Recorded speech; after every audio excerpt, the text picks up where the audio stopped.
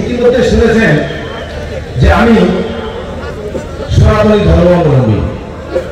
আমার নামটিও ইতিমধ্যে ঘোষণা হয়েছে, রতন চন্দ্র রায়। আপনারা অনেকেই চিনেন, আপনারা জানেন, অনেকেই জানেন। যাই হোক, আমি আপনাদের সাথে কথা বলবো, মত বিনিময় করবো। আপনারা সবাই ভালো আছেন তো? আলহামদুলিল্লাহ, আপনারা ভালো আছেন, আমিও সেই সৃষ্টিকর্তার অশেষ কৃপায় আমি খুব ভালো আছি, আলহামদুলিল্লাহ।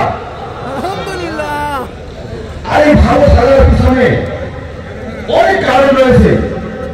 আমাদের এই বাংলাদেশের সমস্ত সনাতনী ভাইয়েরা সবাই খুব ভালো আছি, সবাই ভালো আছি। ভালো থাকার পিছনে কারণ রয়েছে, আমি অনেকদিন যাবত এই জামায়াত ইসলাম, এই ইসলামী সদস্যদের সবার সাথে অতপ্রতভাবে আমি জড়িত আছি, আমি জানি।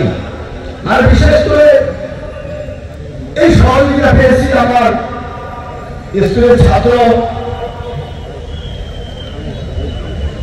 লিমো, আরো মাসুদ রয়েছে, আরো অনেকে রয়েছে। এই তাদের সহযোগিতায় আমি বেশি আরো সহযোগিতা পেয়েছি, যে তাদের সাথে সময় দেওয়া, এই ইসলামী ছাত্র শিবিরের সকল মানে নেতাকর্মীদের সাথে আমি এই উপকারের কথা না বলতে হয় না।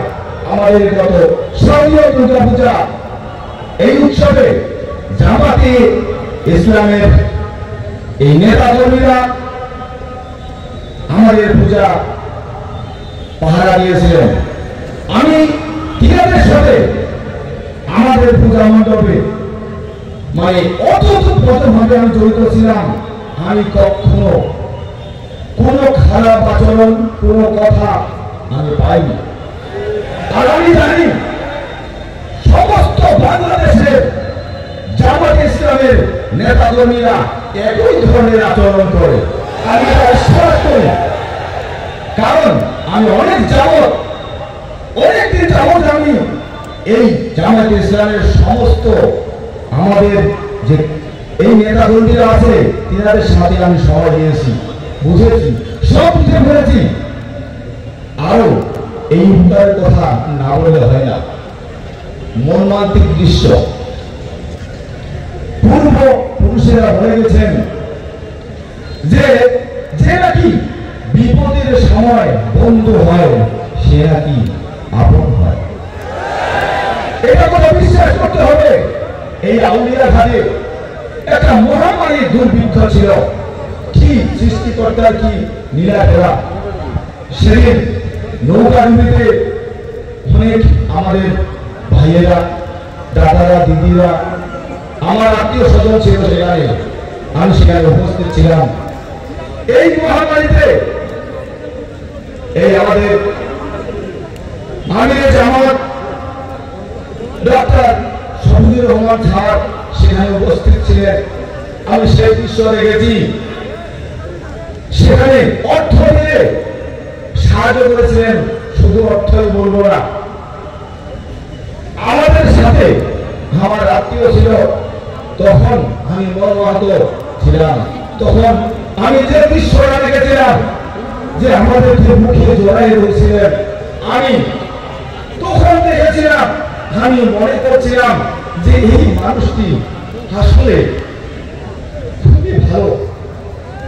যখন চলে যান, তখন আমি মনে একটা কথা আমার মনের মধ্যে ছিল, চলে গেলেও দেখি আমি সেই ঈশ্বরকে, ভগবানকে, সৃষ্টিকর্তাকে আমি নীরবে আবেদন করেছিলাম, যদি আমার মৃত্যু হয়, হওয়ার আগে এই মানুষটিকে যাতে আমি আরেকবার সরাসরি দর্শন করতে পারি।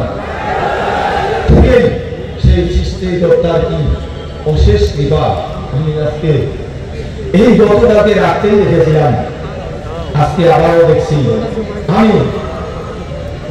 আমি এই এই অশেষ অনুরোধ এই সনাতনী ভাইয়েরা আছেন, আমি তিনাদেরকে আহ্বান জানাবো, করজোড় মিনতি জানাবো, এই বাংলাদেশে জামায়াতে ইসলাম এই বাংলাদেশের ক্ষমতায় আসুক, আপনারা হাত বাড়িয়ে দিবেন, বৈষম্য থাকবে না, এটা আপ্রাণ চেষ্টা চালাচ্ছে। আপনি একটু এগিয়ে আসেন, আপনি একটু দেখেন, হাত মিলান, তাহলে বুঝতে পারবেন সেখানে কি আছে। ধন্যবাদ। আমি আমাদের এই সংখ্যালঘুদের পক্ষ থেকে আমি আপনাদের জামাতে ইসলাম